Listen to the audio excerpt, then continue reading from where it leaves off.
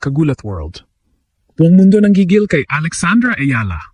Pagkatapos ng kanyang dominanteng panalo laban kay Alina Charaeva sa Birmingham Open, isa na namang malaking hamon ang naghihintay sa Pinay tennis sensation.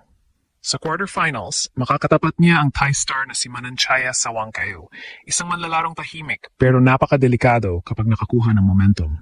Pero kung pagbabasehan ng kasalukuyang forma, si Alex ang may hawak ng mas malaking kumpiyansa. Hindi pa siya natatalo ng kahit isang set sa Birmingham tournament at mabilis siyang naka-adjust sa grass courts, isang surface na dati ay hindi niya pangunahing sandata. Mula sa kanyang 6-0, 6-2 opening win hanggang sa 6-2, 7-5 comeback victory kontra Charaeva, kitang-kita ang pagtaas ng kanyang level. Ang mas nakakagulat, si Alex ngayon ang top seed ng torneo. Isang bagay na halos imposibleng isipin ilang taon lamang ang nakalipas. Mula sa pagiging junior Grand Slam champion hanggang sa pagiging isa sa mga pinag-usang pangalan sa women's tennis, tuloy-tuloy ang kanyang pag-akyat. Ngunit sa quarterfinals, hindi sapat ang ranking o hype. Si Sawangkaew ay may reputasyon bilang giant killer. Nakapasok na siya sa iba't ibang malalaking torneo at nakagawa ng pangalan bilang isa sa mga racing players mula Southeast Asia. Ang kanyang agresibong baseline game ay maaring maging problema kung pababayaan ni Alex ang simula ng laban. Kaya ngayon, ang tanong ng buong tennis world, isa na naman bang pasabog ang ihahandog ni Alex? O ito na ba ang pinakamalaking pagsubok niya sa Birmingham Open? May kakaibang pakiramdam ngayon sa paligid ni Alex. Hindi ito simpleng quarterfinal appearance lamang. Ito ay pagkakataon para patunayan na ang kanyang pag-angat sa world rankings ay hindi tsamba, hindi isang magandang linggo lang, at lalong hindi produkto ng media hype.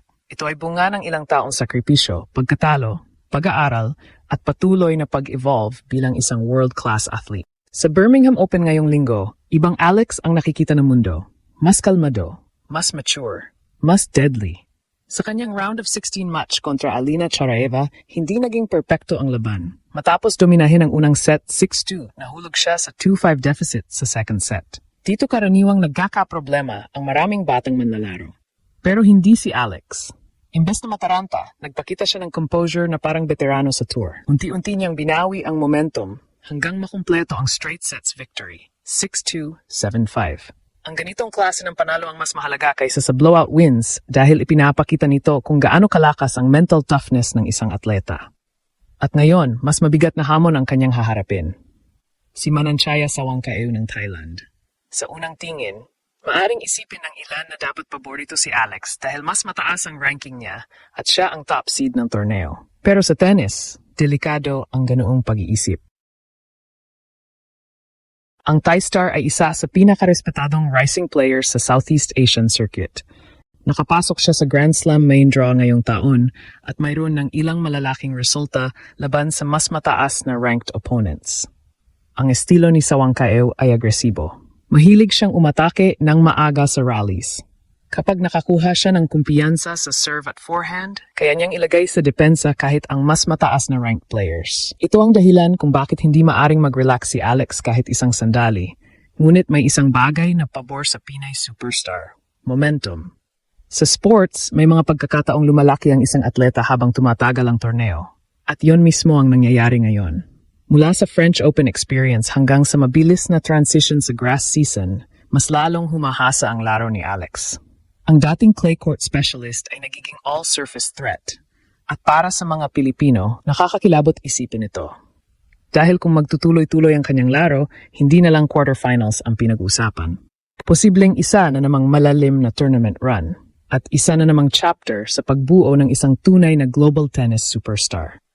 Kung may isang bagay na lalong nagpapakaba sa mga kalaban ni Alex ngayon, hindi iyon ang kanyang forehand. Hindi rin ang kanyang serve. Hindi kahit ang kanyang ranking. Ang tunay na nakakatakot ay ang katotohanang patuloy siyang gumagaling habang tumatagal ang torneo. Sa nakaraang mga taon, madalas nating makita si Alex bilang isang napakatalentadong bata na may napakalaking potensyal. Alam ng lahat na kaya makipagsabayan sa mga elite players. Alam ng lahat na may kakayahan siyang gumawa ng upset laban sa mga mas kilalang pangalan. Pero ngayon, ibang usapan na. Hindi na siya simpleng prospect. Hindi na siya future star.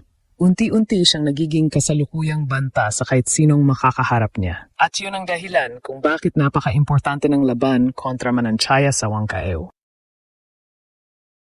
Sa papel, maaring na quarterfinal match lamang ito ng isang WTA level tournament. Pero sa mas malawak na larawan, ito isang sukatan kung gaano kalayo na ang narating ni Alex bilang profesional na atleta. Dahil kapag isang manlalaro ay nagsisimulang magkaroon ng mataas na ranking, ibang klase na ang pressure. Dati siya ang humahabol.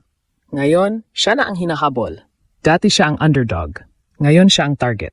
At ito ang isa sa pinakamahirap na transition sa professional sports. Kapag ikaw ang paborito, lahat ng kalaban ay mas inspirado, mas agresibo, mas walang pressure. At yan mismo ang maaring dalhin ni Sawangkaew sa quarterfinal showdown. Ang TriStar ay walang gaanong mawawala. Pero si Alex, lahat ng mata ay nakatutok sa kanya. Mula Pilipinas, mula Southeast Asia, hanggang sa mga international tennis observers na nagsisimula ng maniwala na ang Pinay Star ay isa sa mga susunod na malaking pangalan sa women's tennis. Pero may magandang balita para sa Team Ayala. Sa ngayon, nasa pinakamagandang mental state siya sa buong season. Napansin ng maraming tennis analysts ang kanyang composure nitong mga nakaraang laban. Kapag nawawala ang momentum, hindi siya nagpapanik. Kapag naiipit, hindi siya nagmamadali. Kapag may pagkakataong umatake, alam niya kung kailan pipindot ng accelerator. Yan ang mga katangiang karaniwang nakikita sa mga veterano. At nakakagulat isipin na si Alex ay patuloy pa ring lumalaki bilang manlalaro. Kung dati ay talento ang pangunahing puhunan niya, ngayon ay nadagdagan na ito ng experience, maturity at tactical intelligence. Parang isang espada na hindi lang matalim, patuloy pa itong hinahasa. Kaya habang papalapit ang laban kontra Sawangkaew, isang malaking tanong ang umiikot sa isip ng mga Pilipino. Handa na ba si Alex para sa isa na namang statement victory? Dahil kung maipanalo niya ang laban na ito, hindi lang semifinal ticket ang kanyang makuha. Mas lalakas pa ang paniniwala ng tennis world na ang batang Pinay na minsang pinangarap lamang ang pinakamalalaking entablado ng sport ay isa ng tunay na contender. At kapag nangyari iyon, hindi na sapat ang salitang promising. Kailangan na nating gamitin ang salitang kinatatakutan ng buong mundo ng tennis. Superstar. Sa bawat panalo ni Alex, mas lumalaki ang paniniwala ng mga Pilipino na may pagkataon tayong masaksihan ang isang makasaysayang pag-angat sa world tennis. Ang quarterfinal showdown kontra Mananchaya Sawangkaew ay hindi lamang laban para sa semifinal berth. Isa itong pagkakataon para ipataan na kaya niyang dalhin ang bigat ng expectations at manatiling dominante sa pinakamahirap na sandali. Kung may pagpapatuloy ni Alex ang kanyang kasalukuyang porma, isa na naman itong malaking hakbang patungo sa elite level ng women's tennis. At habang tumitindi ang kompetisyon, lalo namang tumitibay ang paniniwala na ang susunod na malaking tennis superstar ay maaring manggaling mismo sa Pilipinas.